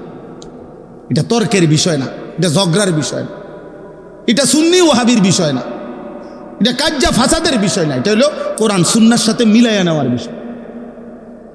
সাহাবায়ে কেরাম নবী সাল্লাল্লাহু আলাইহি সাল্লামের আমলের সাথে মিলাইয়া নেওয়ার বিষয়। আমনের জায়গা থেকে যদি আমনের মিল্লা যায়, খালাস। কথা বোঝেন নাই? আমার কাছে আইতে হইব আমার তরিকায়, এটা তো মাকসাদ না। মাকসাদ হইল আপনি যেখানেই আছেন, যার কাছেই আছেন, যেই পীর, যেই মুর্শিদে হোক, যেই আউলিয়ারি হোক, যেই দরবারি হোক, যেই খানকাই হোক, আপনি শুধু এতটুকু মনে রাখেন, ইবাদত কিংবা আমল, আনন্দ কিংবা বেদনা, সব অবস্থাতে সুখ কিংবা দুঃখ, আমাদের প্রত্যেক অবস্থার বহিঃপ্রকাশ রাসূলুল্লাহ সাল্লাল্লাহু আলাইহি সাল্লাম সাহাবায়ে কেরামের আমলের সাথে মিলানো উচিত। উচিত? কথা বলেন না কেন? উচিত উচিত। এর দূর আপনাদের বিবেকের কাছে বলে গেলাম, এর দূর আমাদের বিবেকের কাছে বলে গেল। মুহররমের উপলক্ষে ওমা ডেগে ডেগে খিচুড়ি, ডেগে ডেগে বিরিয়ানি, কি বুঝাইতে চাইছেন? না আমনি কোন ইমামে হুসাইনের শাহাদাত, ইমামে হুসাইন সেদিন, আরে যুবক শোনো আব্বা, সেদিন 10ই মুহররম কারবালার মাঠে সর্বশেষ ইয়াজিদের এই ঘৃণ্য বাহিনীর বিরুদ্ধে শেষ যখন 71 জন আহলে বাইত যখন শহীদ হয়ে গেল, ইমামে হুসাইন যখন একা আইসা দাঁড়াইছে, একা কারবালার প্রান্তরে, আমরা কিতাবে পড়ছি ইমামে হুসাইন সেদিন একা দাঁড়িয়ে তিনি যুদ্ধ যখন শুরু করছে, এরই সময়ে জোহরের নামাজের ওয়াক্ত হয়ে গেছে। ইমামে হুসাইন ওদের দিকে, শত্রু বাহিনীর দিকে তাকাইয়া, ইয়াজিদের বাহিনীর দিকে তাকিয়ে বলছে, তোমরা আমারে অল্প একটু সময় দাও, 10টা মিনিট সময় দাও, আমি আমার রবের সেজদা আদায় করব, জোহরের নামাজ আদায় করব। শিমার জিল জৌশান, যেই নাফরমান ইমামে হুসাইনকে শহীদ করছে, ওই শিমার জিল জৌশান, এই নাফরমান ওই পাশ থেকে চিৎকার দিয়ে বলছে, হুসাইন তোকে নামাজ পড়তে দেব না জোহর, তার আগেই তোর কল্লা তোর দেহ থেকে আলাদা করে দেব। খোদার কসম, ইমামে হুসাইন তখন চিৎকার দিয়ে বলছে, ঠিক আছে শিমার, তুই তোর কাজ কর, আমি আমার কাজ শুরু করলাম। আল্লাহু আকবার। উনি নামাজে দাঁড়ায় গেছে, বলছে ঠিক আছে, তুমি আমার কল্লা ফেলে দাও, আমি জান দেব, কিন্তু আমার রবের সেজদা দিয়ে দাও। ইমামে হুসাইন রাদিয়াল্লাহু তাআলা আনহু সেদিন রক্ত মাখা কারবালার প্রান্তরে জোহরের নামাজ আদায় করছে। আর তুমি নাফরমান, এক ওয়াক্ত নামাজ না পড়া, তুমি হুসাইন প্রেমিক আর আমি হুসাইনের দুশ্মন। আচ্ছা ঠিক আছে, ইনশাআল্লাহ হাসরের ময়দানে তোমার লগো আমার দেখা হবে, ইনশাআল্লাহ, ইনশাআল্লাহ দেখা হবে, ইনশাআল্লাহ দেখা হবে, ইনশাআল্লাহ। নবীর আশেককে, নবীর দুশ্মনকে ইনশাআল্লাহ আমল নামা তোমারও আছে, আমল নামা আমারও আছে, আছে না? ঠিক আছে, ফান্তাজিরু ইন্নী মাআকুম মিনাল মুনতাজিরিন, তোমরা অপেক্ষা করো, আমরা অপেক্ষা করি। দুনিয়া সবারই কম বেশ ফেড়ে বাতে, দুনিয়া সবারই চলতে আছে, চলতেছে না সবাই? দুগাবাত কদ্দুর ঘুম, দুনিয়া একভাবে না একভাবে পার হয়। সুখের রাতও ভোর হয়, দুঃখের রাতও ভোর হয়, বাসর রাতও ভোর হয়, ফাঁসির রাতও কি হয়? ভোর হয়। কোনো রাতই বাকি থাকে না, কোনো রাতই বাকি থাকে না। অনুগত অবাধ্য সবাই কবরে, সবাই কই?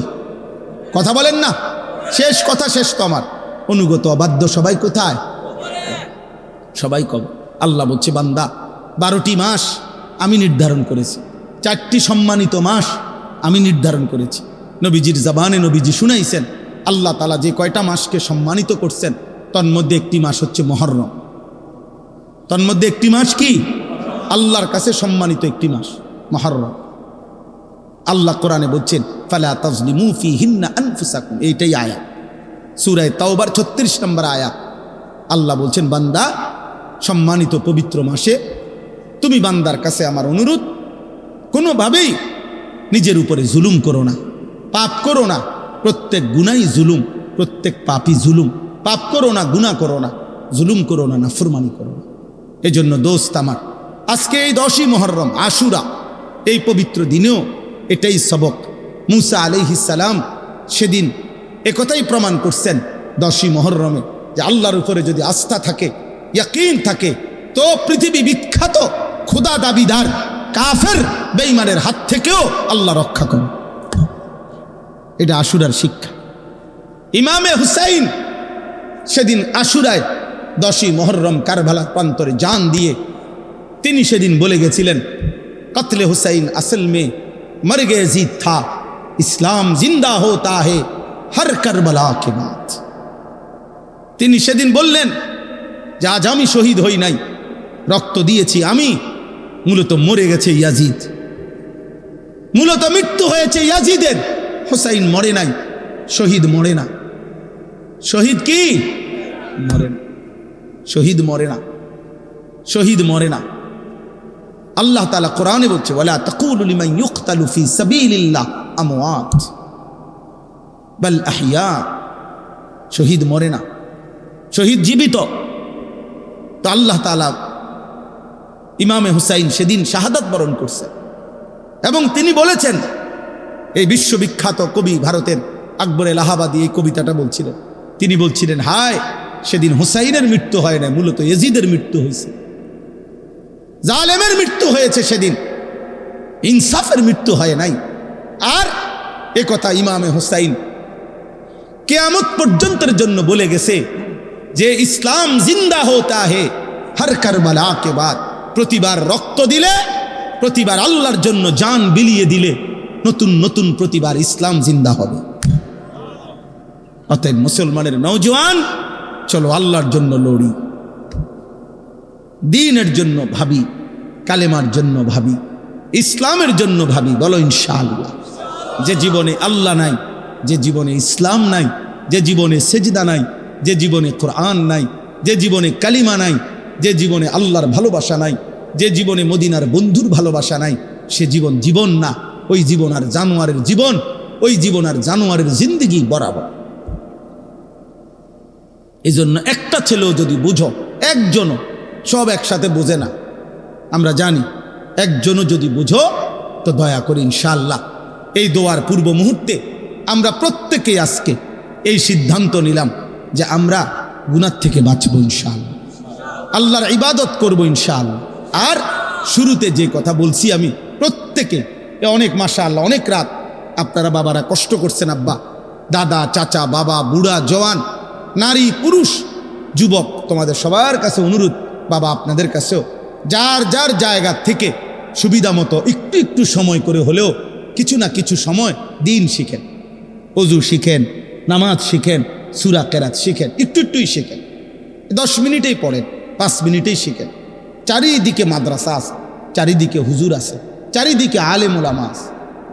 ফেলে দিয়েন না আমার এই কথা, একদিন আফসুস করবেন কবরে, সেদিন আর ফিরতে পারবেন না, সেদিন আর ফিরতে পারবেন। আল্লাহ আপনাদেরকে তৌফিক দান করেন, এই মাদ্রাসা আল্লাহ কবুল করে নেন, আল্লাহ মাদ্রাসা কবুল করে নেন। 6 জন ছাত্রকে পাগড়ি দেওয়া হয়েছে, আজকে দেখছেন হয়তো একটা পাগড়ি মাথায় দেওয়া হয়েছে। একদিন তারা যদি সত্যিকার হাফেজ, কোরআনের এই কোরআন যদি কলিজায় ধারণ করে আর এলেম আমলের সাথে যদি বাকি জীবন চালায়, ইনশাআল্লাহ দেখবেন এরা হাসরের ময়দানে বাদশাহ, এরা হাসরের ময়দানে কি বাদশাহ, বাদশাহ, বাদশাহ। রব্বে করিম আরশে আজিমের মালিক আল্লাহ বলবে, বান্দা এদিকে আসো। হাফেজে কোরআনকে বলবে, ইকরা ওয়ারতাকি। কোরআনের হাফেজ একটা একটা আয়াত তেলাওয়াত করো, জান্নাতের একটা একটা তালা উপরে উঠো। হাফেজে কোরআন জিজ্ঞেস করবে, মাওলা কতটুকু উপরে উঠাবো? আল্লাহ বলবেন স্বয়ংক্রিয়ভাবে, লিফটের সুইচ দেওয়া আছে, তুমি সুইচ টিপন লাগতো না। ফাইন্না মানজিলাতাকা ইনদা আখিরি আয়াতিন তাকরাউহা, তোমার তেলাওয়াত শেষ হবে যেখানে, তোমার বাসস্থান জান্নাতে, অবস্থান স্থল তোমার রোম কামরা হবে সেখানে। তুমি পড়তে পড়তে শেষ করো, মিনাল জিন্নাতি ওয়ান নাস বলতে বলতে যত আয়াত হবে অত আয়াত উপরে তুমি, সুবহানাল্লাহ। তখন ওই হাফেজে কোরআন 6000-এর চাইতে 6234 বিশুদ্ধ বর্ণনা। তো এই উপরে উঠা এলাকাবাসীকে সালাম দিবে যে, চাচা আমি আপনাকে সেই ছেলেটা, আল্লাহ আমার এই এনে উঠাইছে। আল্লাহ কবুল করে নেন। আপনাদের যাদের ভালোবাসা সহযোগিতায় একটা টাকার দান মনে রাখেন, মাদ্রাসার দানের 1 মিনিট কথা শুনেন, আর 5 মিনিটে শেষ করে দিচ্ছি। এই একটা টাকার দানে আপনি যেখানে মিশে গেলেন, 1000 টাকা, 10,000 টাকা, 5,000 টাকা, মনে রাখেন এটা একটা সিলসিলা। সিলসিলা মানে আমি আনিসুর রহমান আজ থেকে 35 বছর আগে আমি যেই মাদ্রাসায় পড়ছি, মনে করেন নোয়াখালী লক্ষ্মীপুর টুমচর মাদ্রাসায়, তাহলে ওই মাদ্রাসায় যারা দান করছে তাদের দানের টাকার থেকেও আমার খাবারের লোকমা আল্লাহ মিলাইছে। তো আমি সেই মাদ্রাসায় পড়ছি। আমার ছাত্র জীবনে আমি যতগুলো মাদ্রাসায় পড়ছি ওই মাদ্রাসাগুলোতে যারা দান সদাকা করছে, আজকে আল্লাহ তাআলার তৌফিকে দয়ায় যেটুকু কোরআন সুন্নাহর কথা আমরা বলতেছি, এর দ্বারা যদি সওয়াব হয়, খোদার কসম এই প্রত্যেক দাতার আমলনামাতেও সওয়াব উঠবে। এবং আমি এখন আরেকজনকে শিখাইলাম, তো এবার সে বলতেছে, সে আবার আরেকজনকে শিখাবে, সে বলতেছে এই সিলসিলা মাদ্রাসার দান এটা আর থামে না, এটা আর শেষ হয় না। অতএব এই শেষ 4-5 মিনিট সময়, লম্বা কালেকশন না, আপনাদের প্রত্যেকের কাছে অনুরোধ, আপনারা প্রত্যেকেই আপনাদের ভালোবাসা নিয়ে পকেটে হাত দেন। মাদ্রাসার জন্য যার যার ভালোবাসা দিয়ে যেটুক তৌফিক হয় মহব্বতের সাথে একটু বেশি করে মাদ্রাসার জন্য একটু দান করেন। এরপরেই আমরা এক্ষুনি দোয়া করছি। যদি কেউ বলেন পরে দিবেন তো বলে ফেলেন, ওনারা লিখে রাখুক। যদি কেউ নগদ দিবেন আমাদের কাছে দেন, অথবা ছেলেদের হাতে দেন, যেমনি সুবিধা হয়। থাকলেই দেন, না থাকলে দোয়া করে দিয়েন, থাকলে না দিয়েন এমন যেন না হয়, বেশি করেই দিয়েন। মাদ্রাসার দানে, মসজিদের দানে আব্বা ঠকবেন না, কেউ ঠকবে না। আমি একটু আগেই বলছি, আল্লাহ তাআলা বলছে ওয়ায়ুরবিস সাদাকাত, সাদাকা দান আল্লাহ বাড়িয়ে দেয়, বাড়িয়ে দেয় আল্লাহ বরকত। উঠেন না, কেউ দোয়া না করে উঠেন না। এই 2 মিনিট এক্ষুনি আমরা দোয়া করে দিচ্ছি। মাশাআল্লাহ। কোথায় কবরস্থান? আল্লাহ আল্লাহ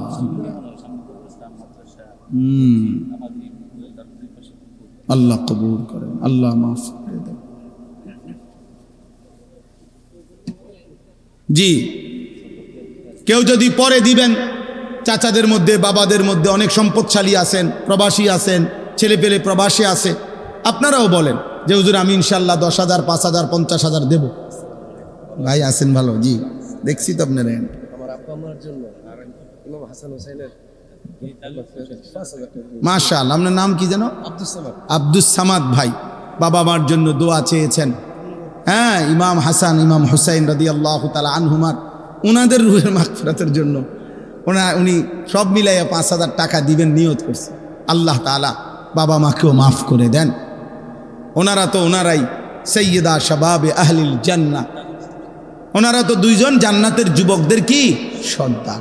প্রত্যেক জুমায় আমরা খুতবার মধ্যে আমরা সব ইমাম সাহেব সারা পৃথিবী জুড়ে ইমামে হাসান, ইমাম হুসাইনের জন্য প্রত্যেক জুমার দ্বিতীয় খুতবায় আমরা দোয়া করি।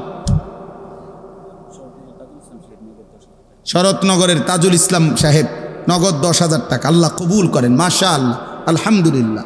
আর কেউ পরে দিবেন বলেন, যদি বলেন বলেন আব্বা, দেরি করেন না, বলেন, বরকত হবে। এই দিলে ঠকবেন না, এটা আপনাদের কাছে রাখেন। মাশাআল্লাহ। আব্বা তোমার নাম কি? সিরাজ। আগামী বছর 5,000 টাকা দিবে, আল্লাহ কবুল করেন। মানিকনগর। আর কেউ? আর কেউ?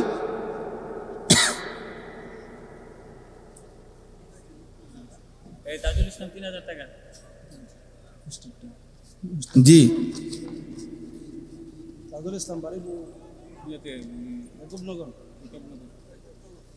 যুবক ভাই তোমরা নামাজ পড়ো আব্বা, একজন আরেকজনের সাথে মিলেমিশে ফজরের নামাজ পড়ো, আল্লাহ বরকত দিবে আব্বা।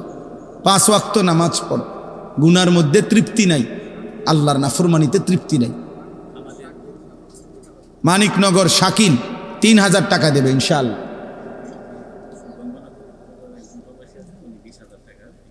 কি নাম?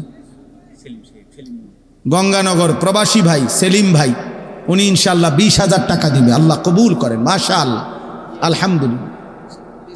দিছে, আল্লাহ কবুল করেন।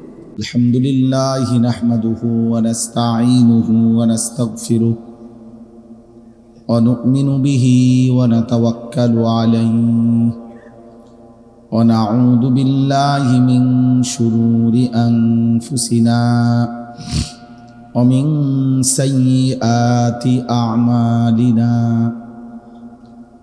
من يهده الله فلا مضل له ومن يضلله فلا هادي له ونشهد أن لا إله إلا الله وحده لا شريك له ونشهد أن سيدنا وحبيبنا ومولانا محمدا عبده ورسوله أما بعد فأعوذ بالله من الشيطان الرجيم بسم الله الرحمن الرحيم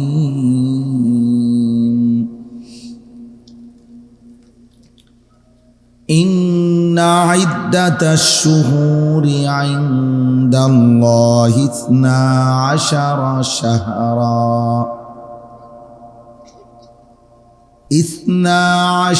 شهرا في كتاب الله يوم خلق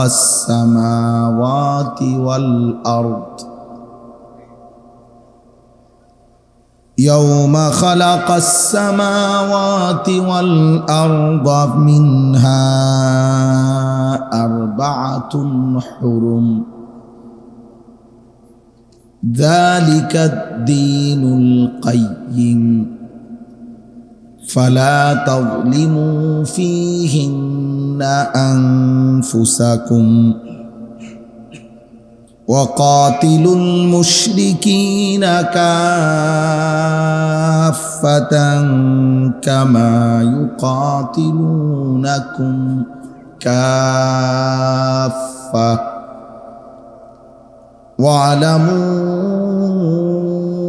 أن الله مع المتقين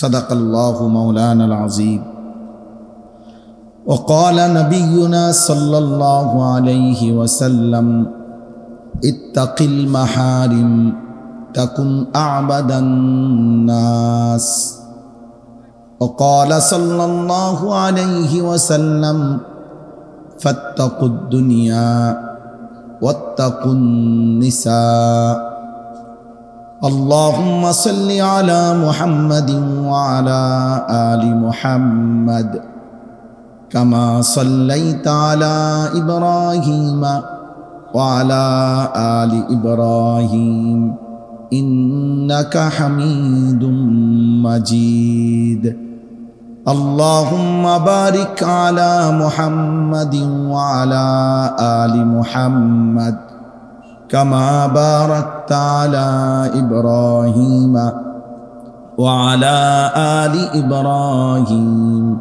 إنك حميد مجيد سبحانك لا علم لنا إلا ما علمتنا إنك أنت العليم الحكيم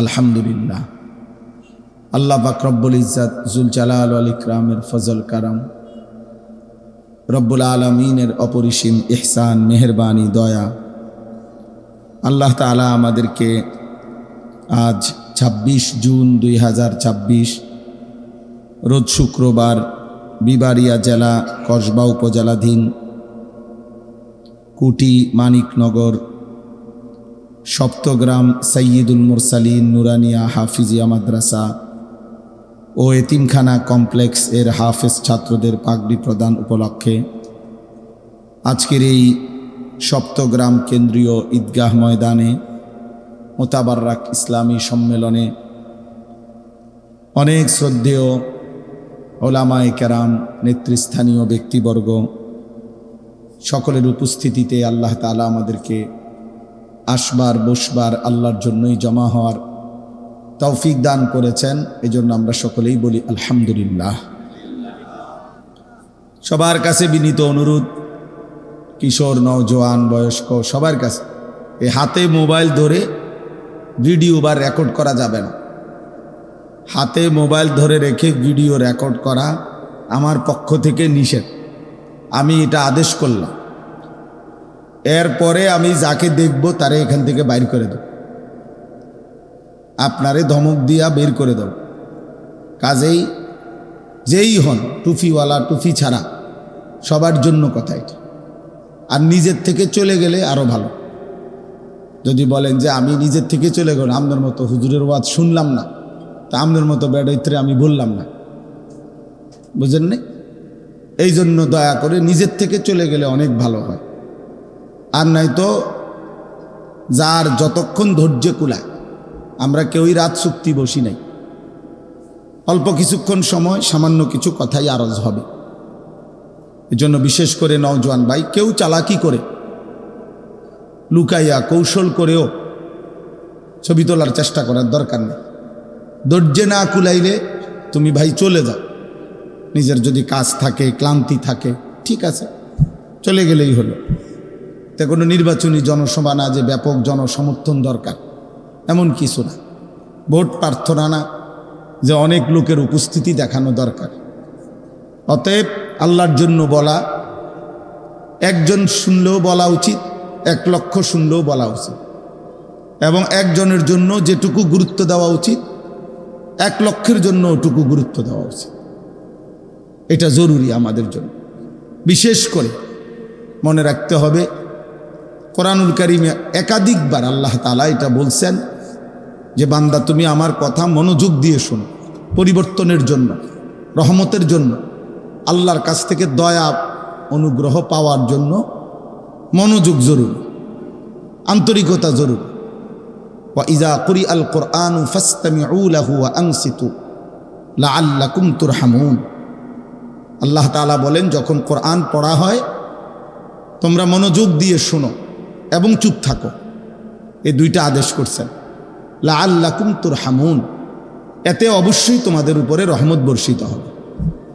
তাহলে আল্লাহর ওয়াদা যে আমার যে বান্দা মনোযোগ দিয়ে শুনবে এবং চুপ থাকবে, আমি তার উপরে রহমত নাজিল করব। আর রহমত মানে তাফসীরের মধ্যে আছে আল্লাহ তাআলা তাকে আল্লাহর কথার উপরে আমলের তৌফিক দিবে। এই তৌফিক পাওয়া, আমলের তৌফিক হওয়া, এটাই রহমত। তো এই জন্য আল্লাহর কথা মনোযোগ দিয়ে শুনতে হবে। হযরত মূসা আলাইহিস সালামকে আল্লাহ তাআলা তুর পাহাড়ে প্রথম দিন বলছিলেন, ওয়া আনা আখতারতুকা ফাসতামি' লিমা ইউহা। মূসা, আমি আল্লাহই তোমাকে কথা বলার জন্য, আমার কথা শুনবার জন্য আমি বাছাই করেছি। অতএব ফাসতামি', তোমার উপরে যে ওহী আসতেছে, আমির আল্লাহর পক্ষ থেকে যে কথা, সেটা মনোযোগ দিয়ে শোনো, মনোযোগ দিয়ে শোনো। আল্লাহর আদেশ, ওয়ালাউ আলিমাল্লাহু ফীহিম খায়রান লাআসমাআহুম। আল্লাহ তাআলা বলেন, আমার বান্দার মধ্যে যদি আমি কল্যাণের প্রতি আগ্রহ দেখতাম, নেকির প্রতি আগ্রহ দেখতাম, আমার কথার প্রতি আন্তরিকতা দেখতাম, তার মধ্যে আসলে খায়রের মানসিকতা, ভালো কাজের, ভালো কিছু করার, নেক কাজ করার মানসিকতা যদি আমি দেখতাম, তো আল্লাহ বলে লাআসমাআহুম, আমি আল্লাহই আমার বান্দার কানে পৌঁছায় দিতাম। অর্থাৎ আমি দেখতেছি তার ভিতরে কোনো মানসিকতাই নাই শুনবার, গ্রহণ করার। তো এই ফালতু মানুষের শুনানোর কি দরকার? এত বাজে মানুষের শুনানো কি দরকার? এই জন্য আমি একদম প্রত্যেক দিন এইটা কিছুক্ষণ বলি, আমার এটা অভ্যাস যে আল্লাহর কথা মনোযোগ দিয়ে শুনতে হয়, নয়তো পরিবর্তন হয় না, মাতবুরি করলে হয় না।